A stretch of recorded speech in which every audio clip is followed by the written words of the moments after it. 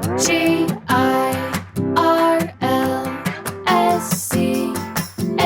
it's Girlscamp. Hello, everyone, and welcome to the Girlscamp podcast. I'm your host, Haley Rawl. So happy you're here, and we have a very happy episode topic today. The kind of theme of the episode, I guess, is happiness, pleasure, contentment. I have not stopped thinking about this question since I encountered it myself. And the question is, what is the most pleasant experience a human being can have that is non-sexual and non-drug induced? I ran across this question on Reddit one night, and I've been thinking about it ever since. I think it's such a good question to get to know people and such a good question to boost your serotonin levels, which couldn't we all use a little boost in our serotonin levels pretty much at all times? So I asked you this question, I put up a submission box, and I got more answers to this submission box than I've ever had in the history of this podcast, which is beautiful in and of itself to think about all of you who wanted to share these simple joys of being a human being. Before we read through the submissions, I do have a little announcement. And I'll talk about this more at length at the end of the episode after reading through submissions and stuff. But I did want to say just here at the top that I am going on summer break for the rest of July. So for the next 4 weeks, I will be on summer break. Fear not, if you still want Girlscamp content, I will be putting up archive episodes from early Girlscamp days. Some of my favorite episodes I'm going to re-release. So you'll see those on the main feed every Wednesday. And I will also still be on Patreon, where I do 2 bonus episodes a month. I actually just had an episode go live on Sunday with Bentley. Bentley and I sat down and talked about our marriage, how we're feeling about parenthood, current life philosophies, life update, that kind of stuff. So if you're interested in that, you can go to patreon.com/girlscamp. And then I will be back first thing in August. I have so many thoughts about this decision. It's really genuinely not a very big deal, but of course, I have a lot of thoughts about it. So stay tuned for that at the end of the episode if interested. I'm going to tell you what my gut reaction, knee-jerk response was to this question about the most pleasurable experience a human can have, non-sexual, non-drug induced. The first thing that came to mind for me is you are on vacation, somewhere warm, somewhere with water, either the ocean or a pool, and you spend all day out in the sun. You get so sun-soaked and warm, and you're in and out of the water. And then it's time to go inside right before dinner. You go inside, you take a long everything shower where you wash your hair, you do all the bells and whistles. Also, love showering in a hotel shower if it's like a nice hotel. Get showered and clean, get out of the shower, get dressed in something cute, and then go have a hearty and delicious dinner. That is probably peak pleasure for me. At least that's what I first thought of.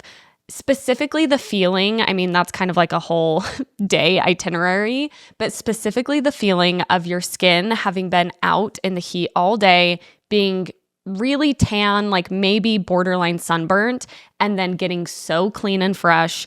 Also taking off a wet swimsuit and then putting on like nice cotton underwear and some like cottony dress, and then feeling so fresh and clean and being so hungry from being in the sun all day. And of course, how could I forget having a cold, crispy, fizzy Diet Coke at dinner with your meal? That's my first response. But reading through all of your responses, I remembered a lot of things that are peak human pleasure experiences, and I also got some ideas of things that I want to try. I may have been sold on a thing or two, even reading through these. It was also really fun to see patterns, like the types of things that a lot of people say are these peak pleasure experiences, and then just some like really random ones thrown in the mix. Let's dive in. Someone said, fresh bed sheets, with that little like shy but happy emoji. I love that emoji, by the way. That's my favorite emoji right now. Fresh bed sheets. Yes, yes, and yes. I used to wash my bed sheets, I would say maybe like every week and a half. I'm curious how frequently people are washing their sheets.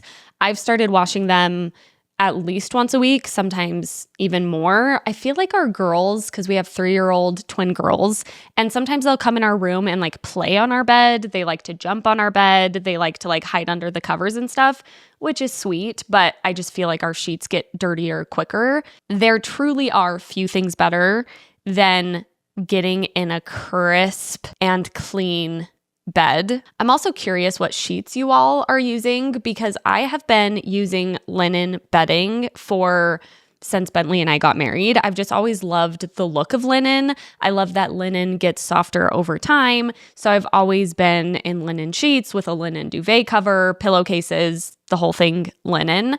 But I do feel like there's something particular about cotton and how like cold and crisp it feels. But linen, on the other hand, it has such a lived-in, worn feeling that I really love.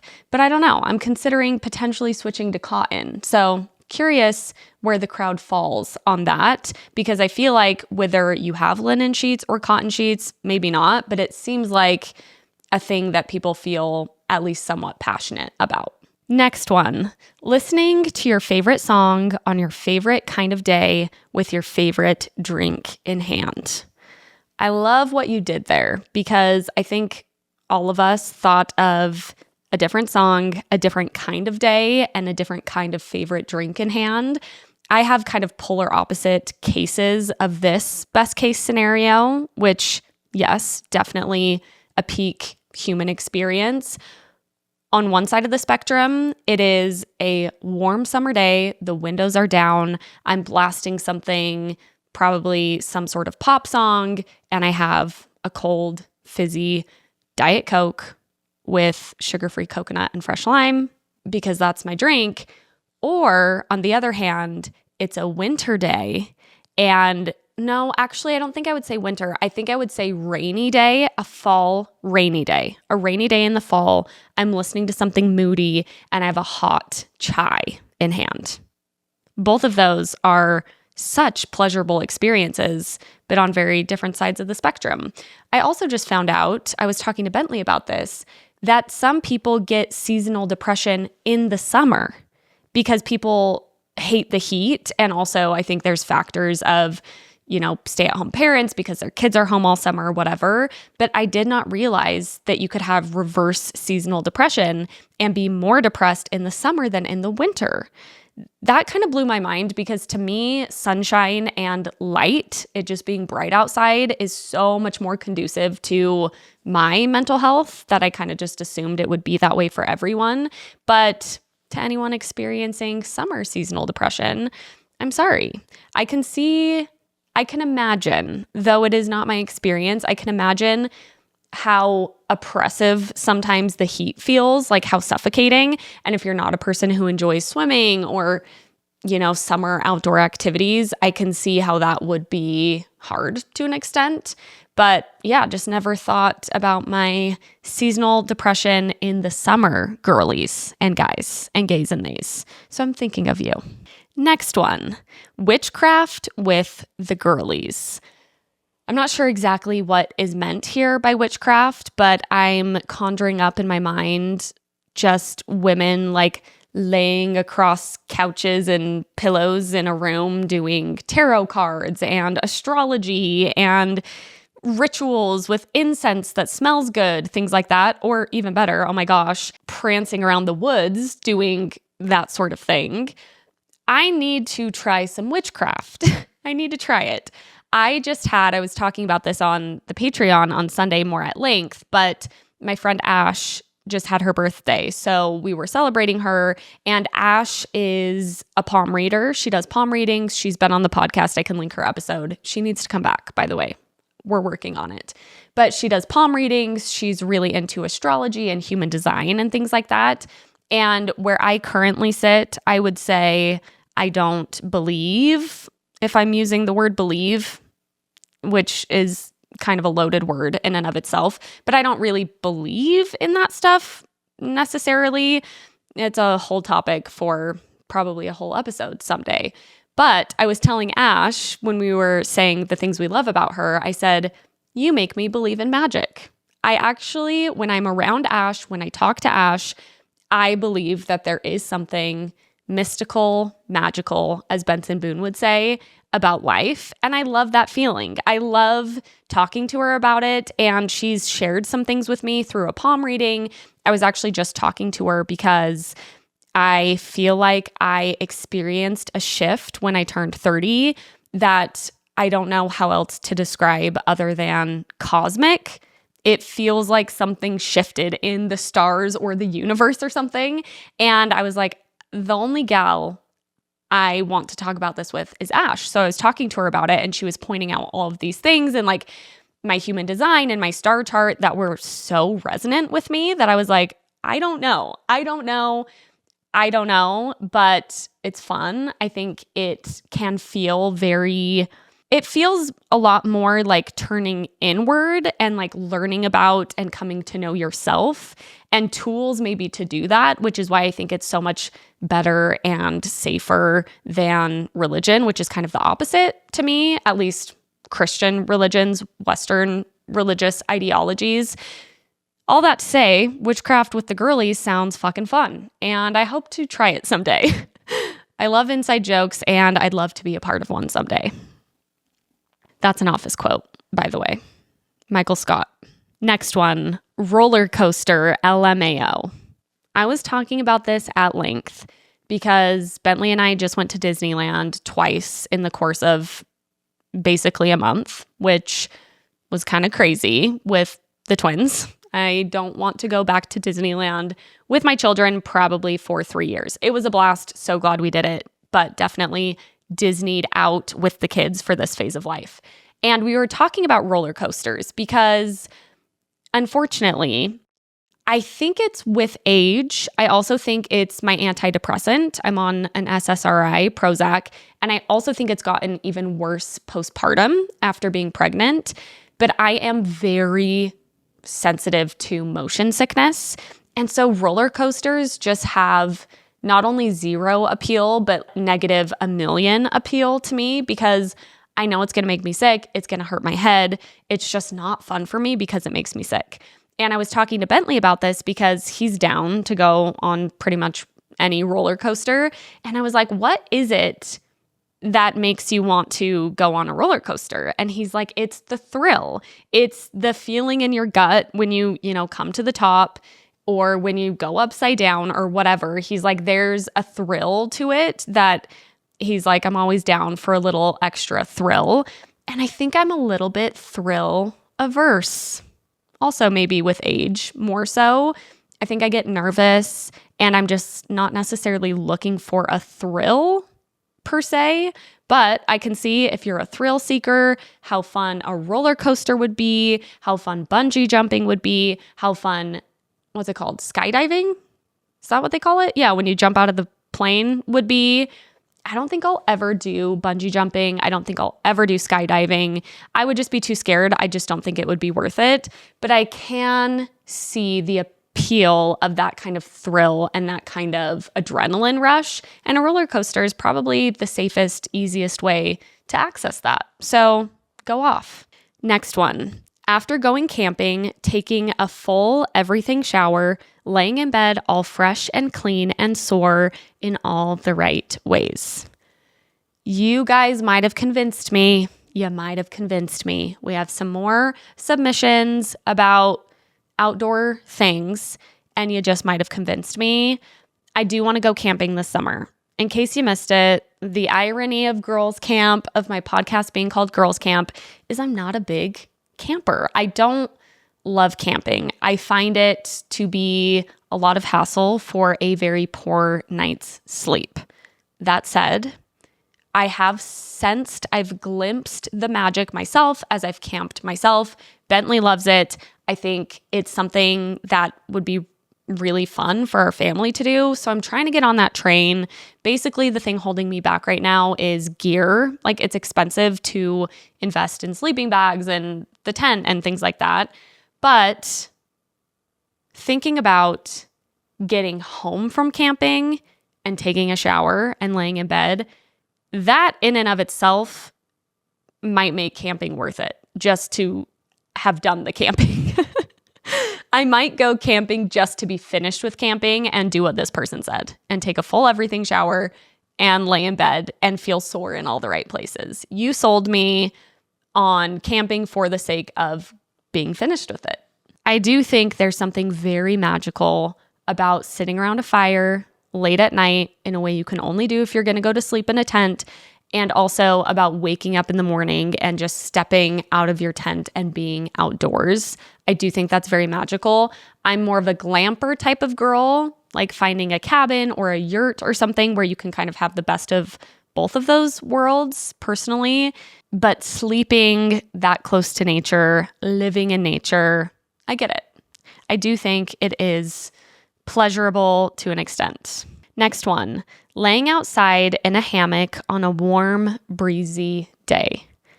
This one took me right back to my Grammy's house. My Grammy is my mom's mom, and she died this year. She had dementia, so it was kind of a long time coming and, you know, obviously very, very sad, but it wasn't like unexpected. She was old, had lived a long, beautiful life, but she was a very special, spunky person. And one of the memories I have about my Grammy's house is they actually live in Provo, and they live in the foothills of Provo. If you know, you know. Basically, it's right up against the Provo mountains, and they have this home that's in this cul-de-sac, and they basically live like within the woods. Not really, but they have this whole land behind their home that is just trees. Like, it feels like you're in the woods. You can step out of their house and you feel like you're in the woods. Anyway, it's really magical, actually, now that I'm really reflecting on it. But they had a hammock that was right outside their master bedroom. And so you have like the house right there. It's this beautiful kind of cabiny house. And then basically these woods with like a patch of grass. They also grow blackberries, all very magical. And I remember as a kid just sitting in that hammock and just rocking back and forth.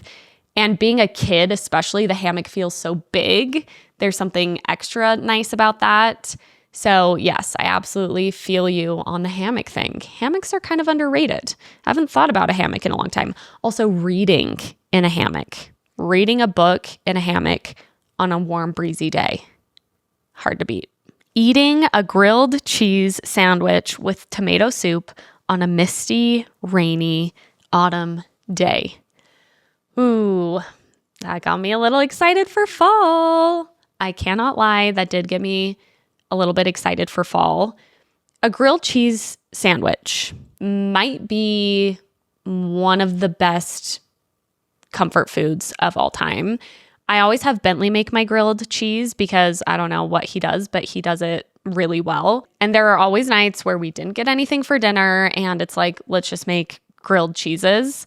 I think I might like them especially a lot as someone with celiac because gluten-free bread mostly sucks. But if you get it really crispy and put a whole shit ton of cheese on there, it helps a lot. So every time that we end up just making grilled cheese sandwiches as kind of the last ditch effort for dinner, I'm always like, this is one of the best foods of literal all time, only made better by a pairing with tomato soup and a misty, rainy autumn day. Swimming in a lake in the mountains. This is what I'm talking about with the way some of these submissions have me thinking and have me considering. Bentley was just telling me about this hike. It's to Lone Peak, I think. Also in Utah, we've got insane access to some pretty insane hikes. And this hike, you hike up to a Hammongog, which, to my knowledge, Bentley was just telling me about this. It's like a big field, essentially. There's like a giant field. It's basically where the mountain levels off before going into a steep mountain again. And there's a lake called Lake Hardy, and Bentley grew up hiking there. You hike there, you stay at the Hammongog, sleep there, then you summit the mountain the next day, hike back, sleep at the Hammongog again, and then hike home. And he just says there's nothing quite like swimming in Lake Hardy after a day of hiking. And I'm very tempted. I'm very tempted to try it. I just haven't really done much hiking in years. I mean, we've done little hikes here and there, but I just haven't hiked a lot. I think I have a weird association with hiking and camping because, how do I put this in a careful way?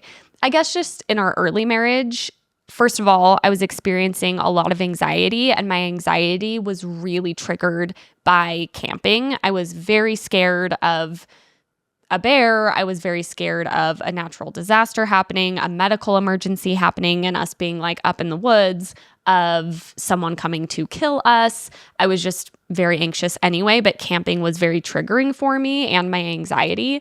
But our friends at the time really loved camping, and Bentley's always loved camping. So I felt like I would go camping and I just hated it. And I kind of resented it, I guess. And kind of the same thing with hiking, where it just felt like I was going on these hikes because that's what my friends were doing. And I didn't love it, but I felt like I had to do it because I had FOMO. So I want to come back around to these things, to camping, to hiking, to swimming in lakes on my own accord. And who knows, maybe this summer will be the summer to do it. Actually, probably not, because I have 3-year-olds, but I do see it happening for me in my future. And I think I'm going to be fucking annoying about it when it does happen. So fair warning. Next one. I mean this fully and honestly with no hint of sarcasm or playfulness. It's the experience of having a cold, ultra fizzy fountain soda on a hot summer day. Girl, you do not need to tell me that there's no sarcasm or playfulness here. It's a peak human experience. It might be, I mean, like I said in my original peak human experience, a fizzy, cold, crisp fountain drink is definitely part of pretty much any of my peak human experiences. Not any, but a lot of them. So don't you worry. I don't think you're being sarcastic. I am right there with you. Next one. Not to be gross, but a good bowel movement. I actually had a lot of submissions to the same tune, and most of you used the terminology bowel movement. Which had me thinking, what's actually the best way to refer to a bowel movement? Because I don't love that phrasing, if I'm being honest, but there's not many other better options on the table, which also got me thinking about a very hilarious, very Mormon feeling fact, which is there is a family I know who grew up Mormon, and in their family, they referred to their bowel movements as BJs. BJs. Yes, you heard that right. BJs. I actually think they would call it a beige based on BJ. And the BJ stood for big job. Big job. Yep. And I don't know if they didn't realize, I don't know if it didn't cross their mind, the other BJ acronym, the more common one.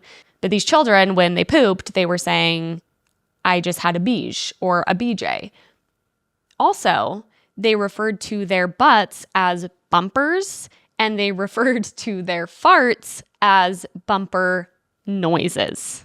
Somehow it feels almost even more crude to call a fart a bumper noise. But back to the actual topic at hand, I'm not sure I need to elaborate much further, though I will say I concur. Next one, a clay ball sauna at Korean spas. I had to look this up, and my interest was very piqued because I love a good spa day. I particularly love a Korean spa, put a pin in that. This clay ball thing I had never heard of, so I looked it up. It's kind of exactly what it sounds like. It is a giant pit of clay balls that have been, let me see, I wrote this down. They are often made, so these clay balls are often made from red clay or yellow ochre that have been processed at high temperatures. They are believed to release far infrared rays and negative ions when heated. The clay contains various minerals, which are also believed to be beneficial. So basically, I think you just lay in this pit of like warm clay marbles and just kind of like roll around and enjoy it. It sounds amazing. I'd love to try.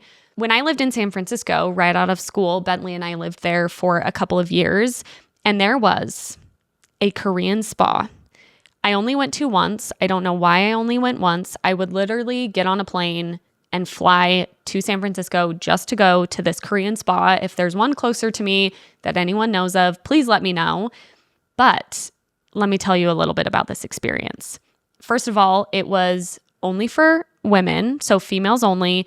You go in, you do a sauna, like a sauna kind of cold plunge setup where you can sauna, cold plunge, hot tub, whatever. You're naked, by the way, completely naked. I actually went during COVID, so there was no one else around, but I think normally you're just all like hanging out naked, which is lovely. Then they take you to this massage bed, but it is waterproof. And before they massage you, they exfoliate every inch of your body with these exfoliating gloves. So this woman came in, she exfoliated my body every inch. Then she dumped water on me to like rinse me off. And then she washed my hair, the most glorious, like deep scalp hair wash. And then you get dry and then you get a massage. Absolutely phenomenal. Like that might be actually the most pleasurable experience I think a human can have. I love massages anyway. I love a Swedish massage. I love a Thai massage. I love a foot massage. I love when my mom will massage my shoulders. I love if I can convince Bentley to give me a foot massage, which is rare. He has weak hands, unfortunately. But I love a massage anyway. But that extra level of the exfoliation and getting like cleaned off and having your hair washed, it was just so divine. Next one, waking up from a dream laughing. It literally feels like bliss and the best way to start the day. I have never, ever woken up from a dream laughing or even known this was a possibility. Something about this feels very like in the best way, like very Disney princess Rapunzel vibes of just coming into consciousness in the morning through laughter, through like a gorgeous giggle. I'm so happy. Let me know if this is a common thing that people are experiencing. Like I said, I didn't even know it was a possibility. The flip side of this, and the only thing I can relate to with dreams, is waking up from a dream where someone you know died or something terrible happened, and you wake up from the dream and you're like, oh my gosh, it was just a dream. Thank goodness that was just a dream. That's the only like dream pleasure experience really I've ever had. Next one, which also doubles as a fun fact. I didn't know this was a thing, but they said the Frisen Trigger. And now I'm wondering how to pronounce that. Frison. Frisen Trigger.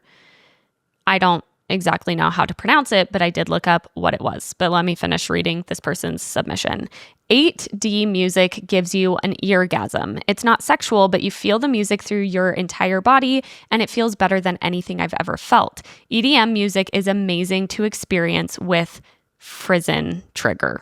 So what that trigger is, let me read you a nifty little definition that I've got pulled up right here. It's also known as aesthetic chills or skin orgasms. It's a physical sensation characterized by goosebumps, tingling, or shivers, often triggered by emotionally evocative stimuli. Common stimuli include emotionally moving music, powerful or beautiful artwork, and intense or meaningful scenes in movies. So it's associated with the release of dopamine, and it activates the amygdala. Basically, it sounds like just getting chills, but getting chills not because you're cold or for some physical thing, but getting full body chills because you are emotionally, or there's a sensory experience that you're reacting to.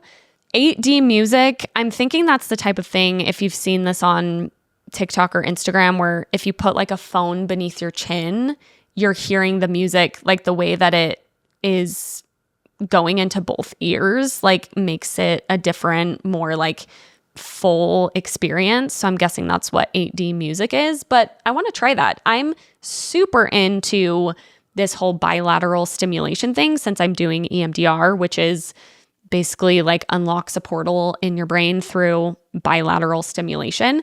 And I've been talking to my therapist about this. after I've done EMDR because I've been going on a lot more walks lately and like walking and talking and kind of processing while I walk. And it's been so helpful for me. And she was like, yeah, it's because walking is bilateral stimulation. So you're kind of accessing those same benefits by just walking because, left, right, left, right. So there's definitely something to that. And now I need to look up and figure out how to listen to some 8D music. This doesn't technically count as non-drug induced, but that first sip of coffee in the morning is a religious experience for me.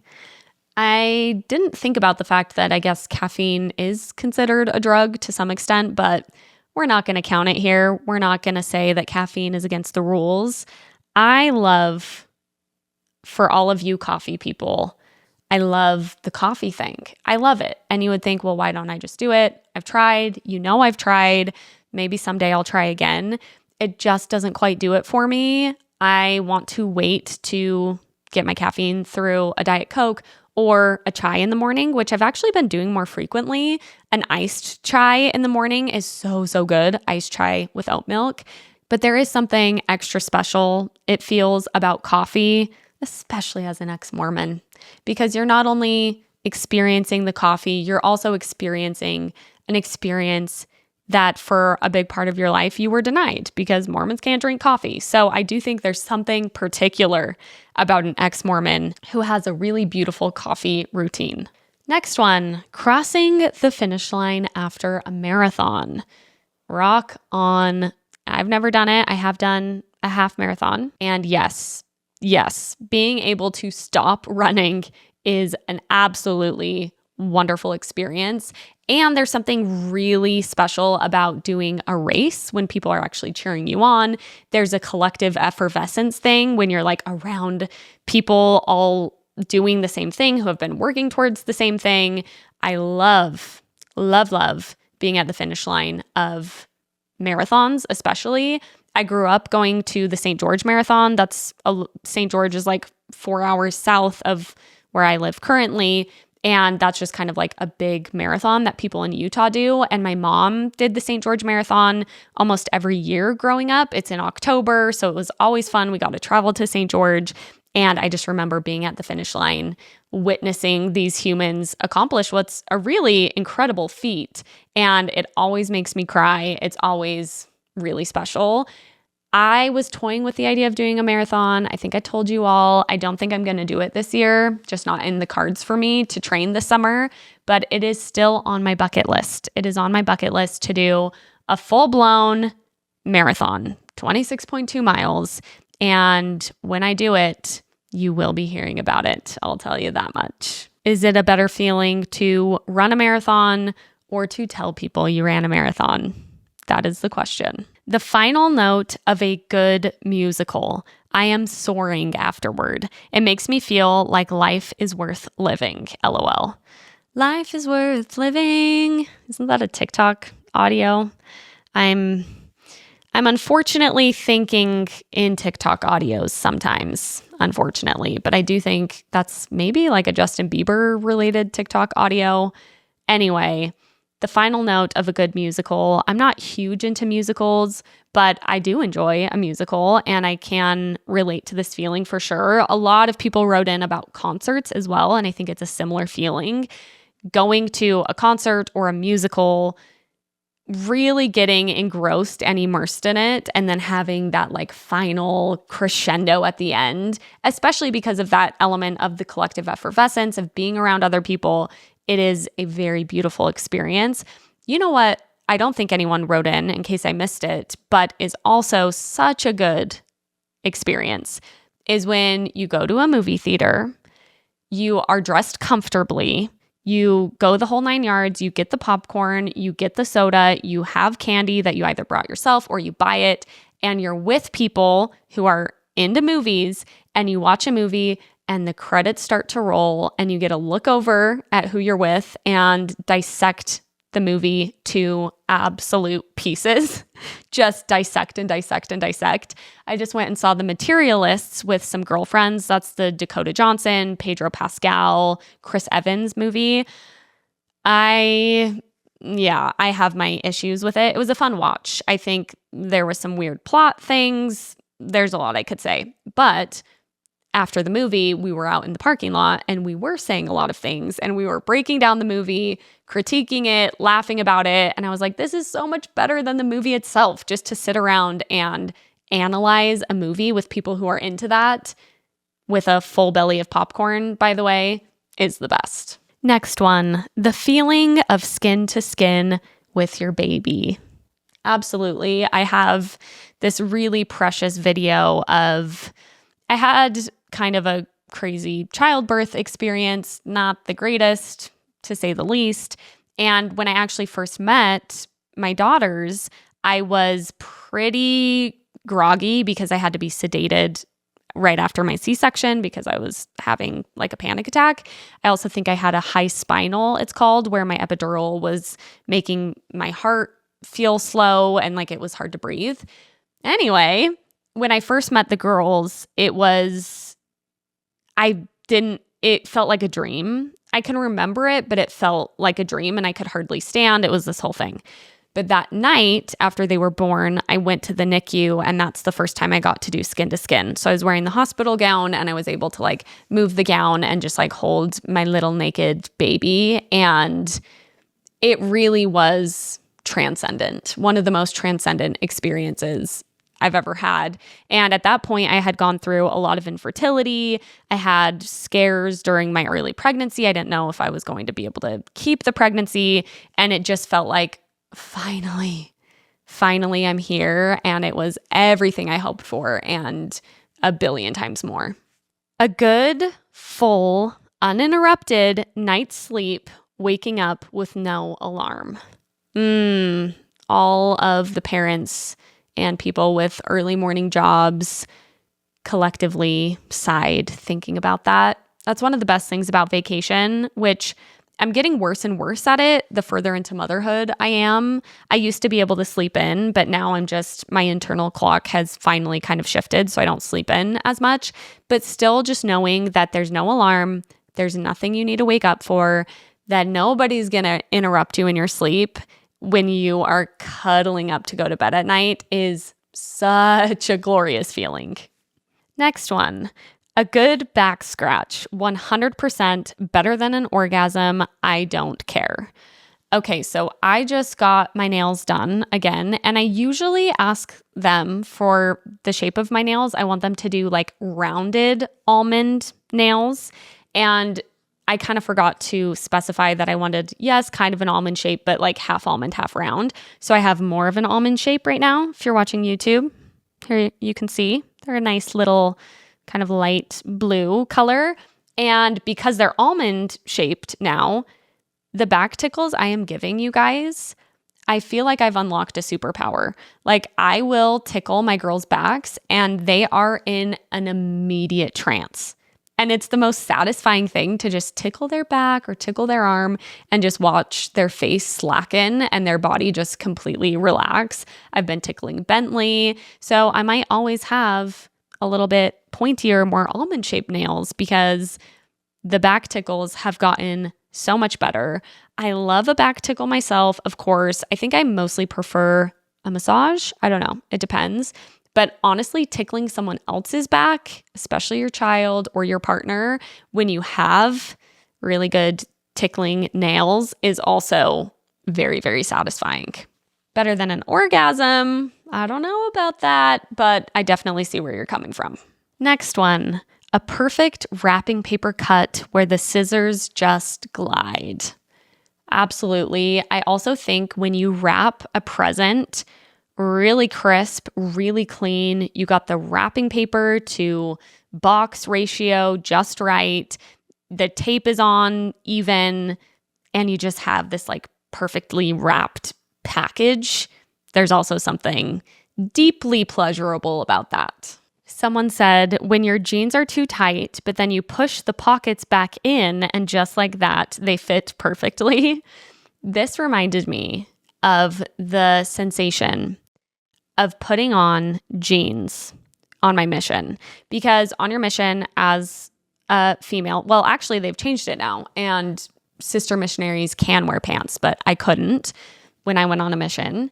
And so I was wearing a skirt or a dress at all times. And then even on P Day, that's the one day of the week, it's actually a half day where you can like do your laundry and clean your apartment and whatever. You're still technically, at least I was, supposed to wear your dress and like your missionary clothes unless you have an excuse not to, like a service thing you need to do or something. So we would always find reasons to wear pants. And the feeling of putting on pants after wearing a skirt or dress for, months and months on end is so nice. You feel so free, and just the way that it holds on to your body, it's just so nice. I loved slipping on a pair of jeans on P-Day. Someone said being down $2,000 in Las Vegas and literally hitting a side bet bonus for $5,000 on your last bet with a margarita in hand. You might have just convinced me to go gamble.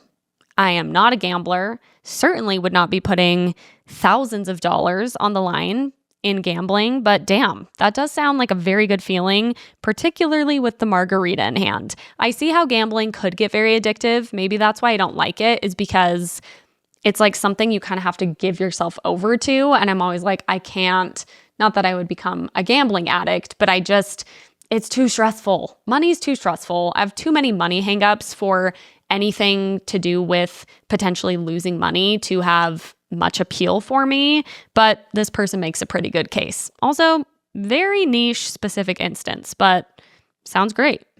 Oh, I thought of another one. Being in a hotel room completely by yourself. Having a hotel room to yourself. I had this so randomly when I went on Dr. Phil, which, what a piece of my lore that I often forget about, that I went on the Dr. Phil show. And I traveled out to Texas because that's where they record. And so I had a hotel room to myself.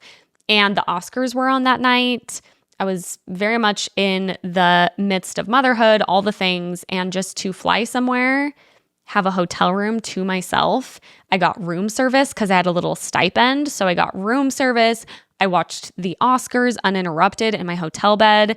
It was very glorious. That's what my sister does actually for Mother's Day. She just goes to a hotel by herself.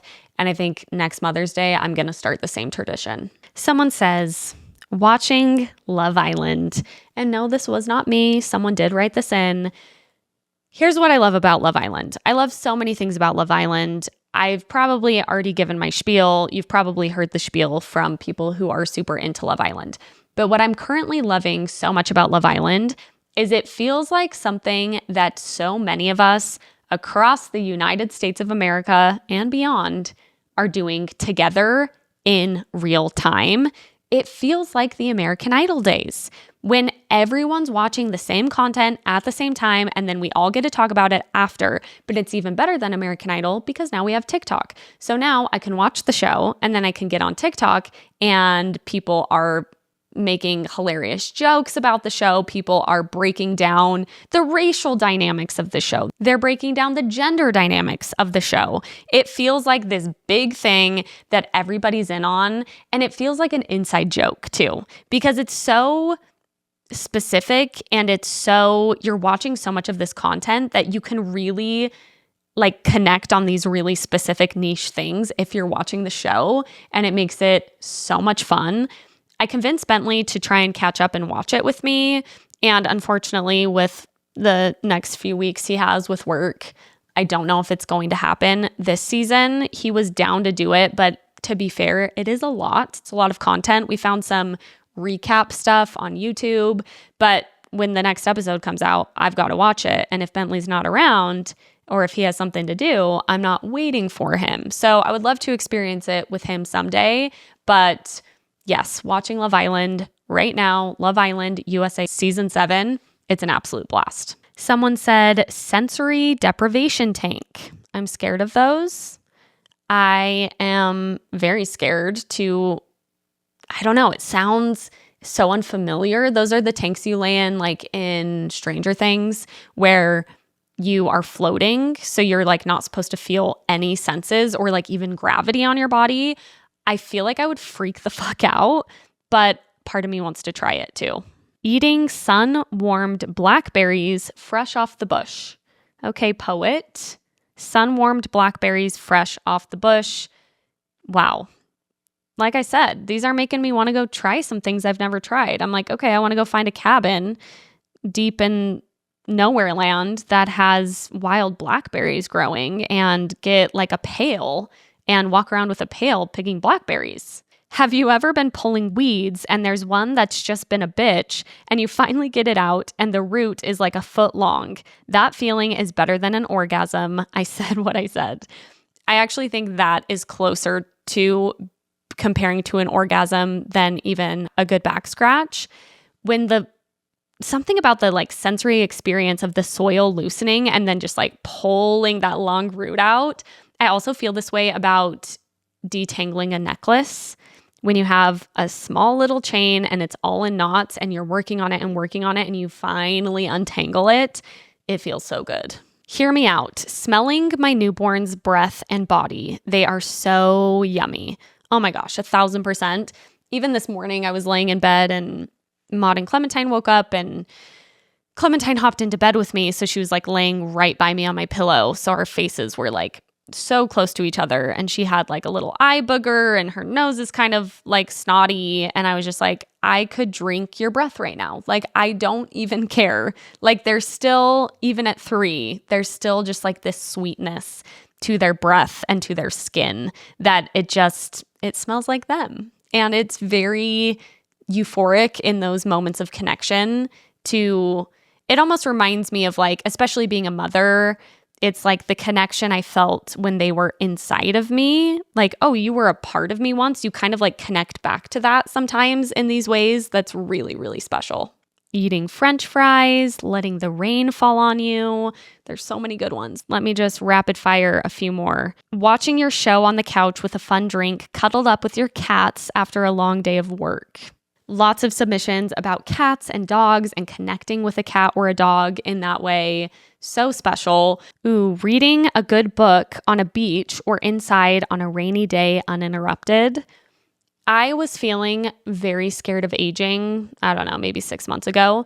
And I don't know, I was just in my head about it. Maybe my 30th was approaching and I was like, I don't want to get old. That's the scariest shit ever. And then I got on the phone with my mom and I was like, oh, how was your day? And she was like, oh, good. I was just reading on the couch for a couple hours. And I was like, I'm excited. I am excited for that phase of life. I'm excited for the phase of life where I can cuddle up on the couch and read a book for 2 hours straight, uninterrupted. And it made me excited to get old. It made me reflect on my mom's life and kind of the pace of her life right now, how she is as a grandma and how she has these relationships with the grandkids, but she doesn't have to take care of them. I was just thinking about what a lovely phase of life that actually seems to be, in big part because you can read a book uninterrupted. Here's the last one I'll read. Feeling non-sexual platonic love. I'm personally bad at feeling this because I'm working through fears about earning and deserving it. However, I think really feeling loved is so uniquely pleasant. I feel this when a friend is doing my hair and they're doing it carefully, like there's a tenderness in them doing something for you, in it literally being a physical thing that you can feel, and in them trying to make sure the physical experience isn't painful and is nice. I also think that you can feel it like when a pet gives you affection. I don't have kids, but I can also imagine that kids can offer these moments where you genuinely feel selfless love from them. I also think giving that kind of love and seeing someone appreciate it can also be a super pleasant feeling. Yeah, absolutely. I just posted some photos because Bentley got me a film camera for my 30th birthday. So on my personal Instagram, I posted some of my first scans, and a lot of them were from this trip I went on with some girlfriends. And film is so fun. I'm so excited about it. I can't wait to keep learning and figuring it out. But I posted some photos of my friend Maddie, and someone responded she reposted them on her story, and someone responded and said, to be seen by your friends, like, is such a gift type vibe. And I've been thinking a lot about that and thinking about just human connection, like feeling surrounded by people who you genuinely believe have your best interests at heart and have that sort of platonic love for you is so special, and it can be really difficult to find, but it is just such a treasure when you have it. one very last experience I'll say. And also, this was so much fun. Thank you for writing these in. It felt like getting to read little pieces of your soul. And genuinely, it's kind of made me see the world a little differently. I'm just noticing all of these very small day-to-day things that are really just so pleasant to experience, and getting more ideas about what people do find so pleasant. It's just been a really fun prompt to do. But I do want to add one more, which is dance party. Dance party with friends, dance party with family. I'm not really talking about you're going to a dance party. I'm talking about music is blasting in the living room or in the kitchen, and you're just going absolutely crazy with your friends or your family or whomever it may be. Dancing is so cathartic. And I will say about my early BYU days, I was sober as could possibly be, but my friends and I would always find an excuse to dance. We would sometimes just drive a car somewhere and turn up the music and dance. I did this in high school, and I don't do it as much anymore. And I feel like when you can just dance and like really go crazy, there's something very euphoric about that too. All right, let's talk a little bit more about my summer break. Like I said, it's not really the biggest deal in the world at all, but I have not taken a break since starting the podcast 2.5 years ago, almost exactly 2.5 years, because I started in January. And even when my dad died, like I just kept putting out episodes. Interestingly, when my dad died, I was really grateful to have the routine of the podcast. So it's not like I've been dying for a break and just have chosen not to take one, but I just haven't really taken a break. Obviously, I'll bank episodes sometimes and like, whatever. I have been putting out new episodes once a week for 2.5 years. And the main reason I feel like I'm wanting to just do this little summer hiatus is because I really want to bring value when I do this podcast. That might sound corny as shit, but I want to bring value to the community. I don't take it lightly that you listen to my podcast. Like it means the absolute world to me. And I want to bring value in what I'm talking about. And I also want to do that in a way that feels aligned with me and like things that light me up too. And it's not like that hasn't been possible. I've been doing that. I think I've been trying to do that this whole time. But I feel like with a podcast, it's kind of like a train that's always moving because there's always a new week to have a new episode.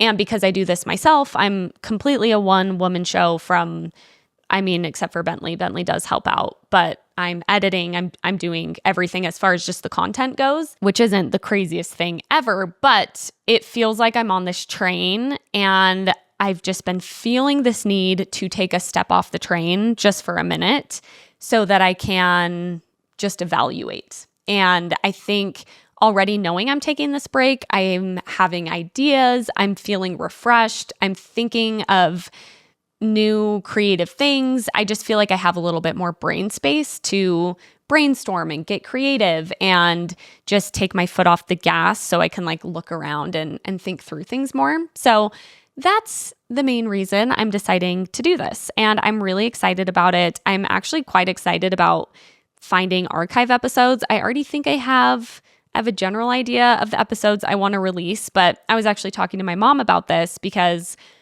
I was kind of wrestling with I heard this statistic once. I never fact checked it. I don't know, but I heard this statistic that has haunted me, which is like you lose X percentage of listeners if you miss one podcast episode or something, which obviously I don't even know the details of it, but that has kind of haunted me where I've thought, okay, I'm feeling drawn toward taking a break, but I'm worried. Obviously, this is my job. This is my livelihood.